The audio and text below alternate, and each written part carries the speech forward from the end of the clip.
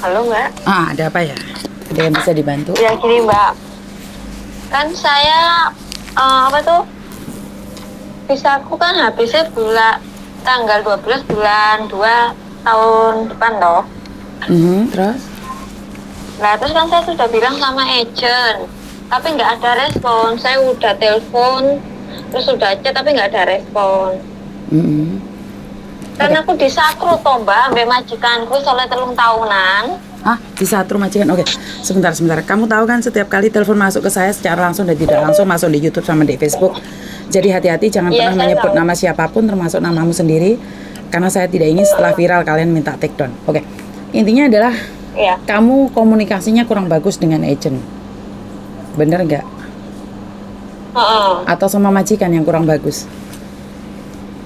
Aku komunikasi nggak bagus sama agent karena agentku udah meninggal Mbak. Agentmu sudah meninggal. Oke, agentmu daerah mana sayang? Daerah Tumun. Daerah Tunmun. Terus gimana kelanjutannya dirimu kalau ada apa-apa? Terus siapa yang ngurusin sayang? Nah makanya itu kemarin kan saya ngubungi tapi kok nggak ada respon. Terus aku telepon nggak direspon. Pertama nggak direspon, yang kedua direspon katanya oke nanti aku kasih tahu majikan. Tapi sampai 1 minggu ini nggak dikasih nggak ngasih tahu ke majikan, dan majikan padahal udah tahu loh kalau visaku itu cuma 1 tahun. Terus? Dan majikannya tuh nggak ngomong. Aku tuh kan majikan dulu waktu pas habis renew kontrak itu kan udah bilang sama aku kalau visa kamu tuh 1 tahun, nanti aku ingetin. Iya, aku bilang gitu. Nah terus kan aku satu mbak majikan itu kan gara-gara mbakku mbak. Gitu loh. Terus? Tapi kan aku nggak bisa buat majikanku itu baik. Otomatis kan aku harus baik, aku tuh harus lebih baik lagi bekerjanya gitu loh. Nah, masalahnya itu kan aku udah ngomong sama agent, tapi nggak ada respon. Itu terus aku chat, aku WA, ya nggak dibalas tapi dibaca. Terus? Nah, terus kan udah lama sih Mbak kejadian itu. Terus aku kok pengen pindah agent sejak agentku yang yang cewek itu meninggal, terus aku mau pindah agent, terus mau pindahnya itu ke Mbak Yuni gitu loh maksudnya. Boleh. Itu yang pertama. Terus yang kedua itu Mbak Yuni bisa nggak ngasih saran aku gimana aku soal visaku ini. Oke, visamu habis kapan sayang? Tanggal 12 bulan 2 Mbak. Tanggal 12 bulan 2. Tanggal 12 bulan 2. Oke. Tanggal 12 bulan 2. Oke. Itu renew atau visa extend sayang? Aku nggak ngerti ini apa ya. Kan aku fotoin ke aku. Itu baru kemarin itu Mbak. Fotoin ke aku nggak tahu. Kalau kamu nggak fotoin ke aku kan aku nggak tahu. Oh gitu ya. Sekarang fotoin. Jangan dimatiin teleponmu, soalnya dimatiin teleponnya banyak telepon masuk lagi, aku nggak bisa ngangkat teleponmu lagi. Oh iya bentar Mbak. Tak ambil dokumennya dulu. Harusnya kalau bertanya disiapin semuanya, jadi kan aku jelas. Soalnya yang nungguin banyak ini, teleponnya tutut terus. Ya bentar. Kemarin udah tak foto tapi hilang Mbak aku berkasnya.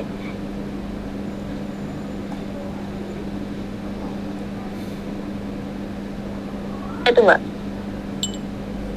Sebentar saya lihat. Samen lihat sendiri, samen foto itu jelas apa enggak sayang? Sebelum samen nyuruh aku ngecek fotonya itu jelas enggak? Kamu lihat sendiri atau mataku yang kabur?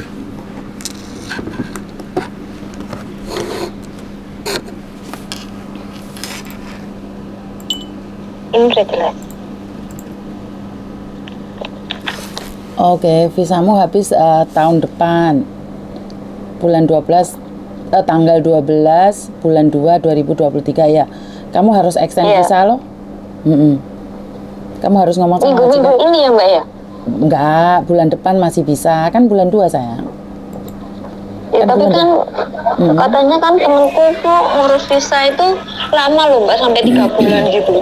Yang penting datamu sudah masuk imigrasi, nggak apa-apa. Ngurus visa memang lama, yang penting datanya masuk imigrasi sebelum hari kamu habis. Jadi bulan depan pun nggak apa-apa, kan habisnya bulan 2 tanggal 12 toh. Yang penting sebelum Ya. hari itu. Oh, kalau seumpamanya itu saya ngambil berkasnya itu kalau ke minta bantuan Mbak Yuni gimana? Bisa nggak, Mbak? Bisa, tapi di tempatku kan mahal, Dok. Kalau itu kan Berapa, Mbak? di tempatku 800, mungkin tempat lain ada yang lebih murah. Kan ada yang 500, ada yang berapa gitu. Oh, gitu ya, Mbak. Oh, Kalau extend sendiri murah malahan cuma 230. tapi kertasnya itu aku harus ke imigrasi dulu kan? Betul. Oh, ya udah Mbak kalau gitu.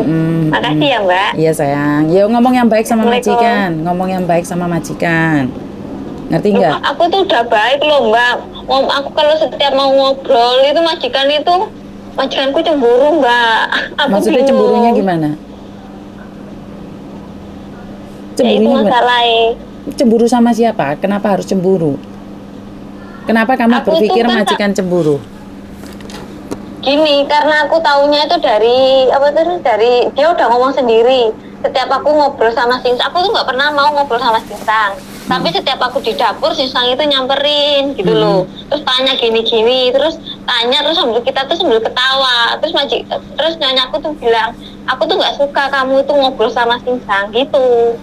Oke, yang tanda tangan kamu siapa? Singsang atau Dadai? Dadai. Oke, terus setahu aku ya Mbak ya, setahu aku sih, kadang-kadang kita tidak tahu emosinya di mana. Kadang-kadang kalau Mbak Siti berpikir bahwa aku cemburu sama Mbak Siti saat bercanda sama Bapak, enggak juga sih. Mbak Siti pernah kan tahu aku pas marah karena aku sendiri di kantor banyak masalah dan pulang emosi gitu loh. Terus Bapak sama Mbak Siti ketawa-ketawa gitu di ruang tamu. Aku tuh marah, terus Mbak Siti nanyain sama Koko apa ibu marah ya? Koko bilang enggak kok, ibu lagi ada masalah lain. Jadi kadang-kadang jangan berpikir bahwa majikan tuh cemburu atas kamu gitu loh sayang. Kalau dia cemburu, tapi nyonya aku pernah bilang Mbak sama aku Gimana? tuh nggak suka kamu tuh ngobrol sama Singsang sama Koko, aku nggak suka. Gitu. kamu nggak suka ya dihindari loh. Kamu wajar perempuan nggak suka. Iya, aku menghindar Mbak. Setiap aku menghindar kayak bapakku tuh chat sama aku ya, tolong nanti nganu ya masa ini. Terus aku tuh dadeku tuh bilang, kenapa harus chat ke Cece, kenapa nggak ke aku gitu loh. Berarti yang mereka itu ada masalah pribadi, yang kena impasnya kamu. Karena aku merasa jujur. Iya benar. Karena aku jujur sebagai majikan itu nggak akan cemburu gitu loh. Cuman kalau aku nggak suka, aku akan ngomong sama Mbak Siti atau Mbak Susi. Mbak Susi, jangan dibiasakan Koko seperti ini. Bukan kita nggak suka kamu ngobrol sama Koko atau sama Bapak. Cuman kita sebagai istrinya atau sebagai ibunya nggak suka kalau anak kita atau suami kita itu tergantung pada kamu. Tapi kan kenyataannya kamu nggak dipecat, Nduk. Berarti ya kamu itu tetap dibutuhkan gitu loh sayang. Kalau masalah cemburu, jujur. Ini dulu ada pembantuku yang bilang aku itu cemburu. Aku itu cemburu sama Cece. Bagiku itu terlalu dibesar-besarkan. Tapi juga memang ada majikan yang cemburu. Jadi saya susah ngomongnya sayang. Cuman ya udah nggak apa-apa lah, introspeksi diri aja. Cintamu di bawah kontrak, antar finish kontrak nggak usah sama mereka loh. Biar kamu nggak sakit hati. Iya. Ya. Terus kayak aku taunya dia cemburu ya soal ngomong langsung itu sama aku. Terus yang kedua itu kan soal baju toh Mbak. Nggih. Aku kan dulu bajuku kan nggak tertutup. Maksudnya aku pakai celana itu cuma di bawah lutut, terus pakai kaos oblong gitu ya. Terus aku dulu tuh kan nggak pakai jilbab. Terus majikanku bilang, aku tuh nggak suka cara pakaian kamu tuh kayak gini. Majikanku Singsang itu sukanya lihat kamu. Ya udah, aku pakai jilbab. Ini lebih baik. Kamu lebih baik pakai jilbab gini. Gitu. Oke, aku pakai jilbab. Ya malah bagus loh. Berarti kan jadi bagus. sekarang aku pakai jilbab. Terus Malah kan, bagus loh. Itu yang bikin aku bertahan itu di sini kok apa ya Mbak ya? Intinya selama aku nggak dipukul, itu aku nggak masalah. Itu intinya. Karena aku di sini kan cuma nyari uang. Selain itu aku nggak mau peduli gitu loh Mbak. Nanti kalau dia cerewet, terus dia ngomong apa, saya nggak peduli. Yang penting aku di sini kerja buat kamu. Terus aku gajian udah itu aja. Pinter. Jadi nggak usah mikir yang aneh-aneh lah. Iya lah Mbak, aku juga nyadar diri, masa aku mau ngelunjak ya nggak mungkin toh. Yes, nggak apa-apa lah ya, namanya orang mungkin dia sendiri punya tekanan sendiri di kantor, terus dan dia punya masalah sendiri dengan keluarganya, jadi impasnya ke kamu. Jadi intinya kamu sendiri aja yang positive thinking, ngerti nggak? Iya Mbak. Jadi makasih nggak usah ya, Mbak, mikir yang sarannya. aneh. Iya, yang penting kamu bisa dan finish kontrak, pergi aja deh dari rumah yang toksin, akan membuatmu kecewa, Nduk. Iya, Mbak. Jadi sebenarnya ae wes. Ya aku cuma bertahan ini aja, Mbak. Kan kalau setiap ada masalah yang dibahas itu cuma interminute tapi nggak dilakuin gitu loh, Mbak. Ya berarti mereka masih butuh kamu, sayang.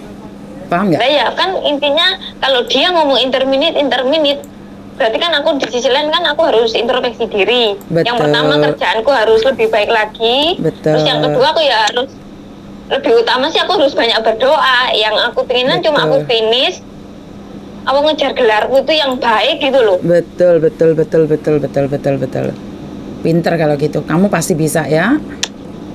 Insya Allah. Doakan ya, Mbak ya. Siap. Aku tunggu kamu di garis finish. Ngerti? Amin. Oke. Oh iya, Mbak Yun. Iya, sayang. Kira-kira kapan saya bisa ke kantor? Untuk apa, sayang?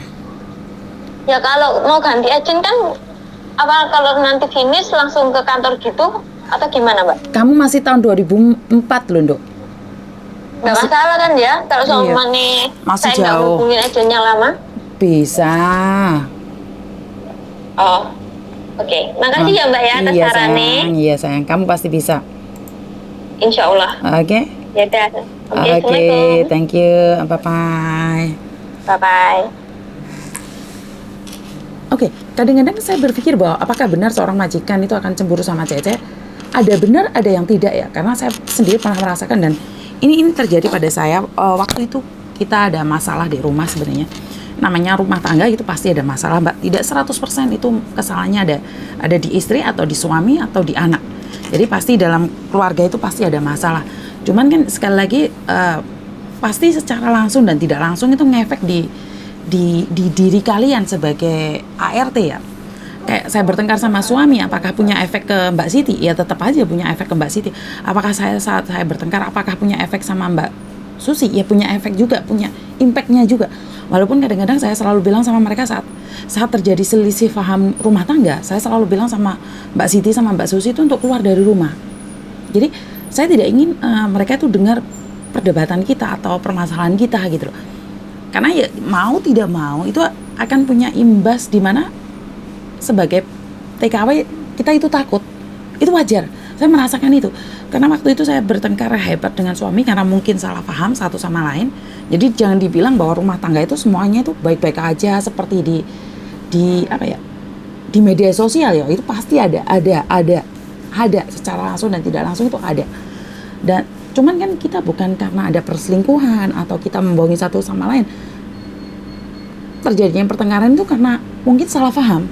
Jadi karena kita tahu itu adalah salah paham dan kita diselesaikan, mungkin cara kita kasar. Karena saya sama suami adalah logat-logat kasar, jadi saya meminta RET saya untuk keluar. Dan Mbak Siti pernah nanyain sama Koko, apakah marah gara-gara saya? Atau saya pas mertua saya melakukan sesuatu, terus saya ngomong sama mertua saya. Mbak Siti itu selalu, apa saya salah ya? Saya selalu bilang, bukan salahmu Mbak Siti, bukan salahmu Mbak Susi. Tapi kadang-kadang kan kita punya rumah tangga di mana tetap secara langsung dan tidak langsung itu punya efek di kalian.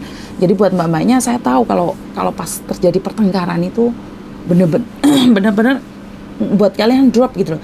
Jadi saya minta maaf buat mbak-mbaknya dan semoga mampu bertahan jika majikanmu punya dilema, punya problem yang besar juga. Jadi saya tidak tahu harus ngomong seperti apa. Intinya adalah namanya orang pasti punya masalah. Itu aja dari saya, kurang lebihnya saya minta maaf. Semoga kuat, semoga mampu bertahan di negeri beton. Dan wassalamualaikum warahmatullahi wabarakatuh. Berkat Tuhan mengalir atas kita semua. Semoga semua makhluk bahagia dan bye-bye.